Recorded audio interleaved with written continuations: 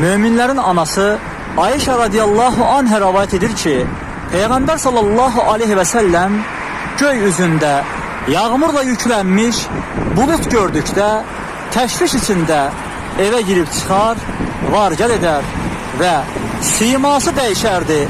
Bulutlardan yağış yağmağa başladıkta ise sakitleşerdi. Peygamberimizin ne hala düştüğü ona bildirildikdə o buyurmuştur: "Ben bilmirəm, ola bilsin ki Allah'ın dediği kim olsun." Söhbət Əhqaf suresi 24. ayeden gedir. Uca Allah buyurur: "Nəhayət o əzabı vadilerine doğru gelen bir bulut şəklində gördükdə bu bize yağış yağdıracak buluttur" dediler. Hud dedi: "Xeyr, bu sizin tez gelmesini istediğiniz, özü ile ağrılı, acılı, əzab gətirən bir küləkdir."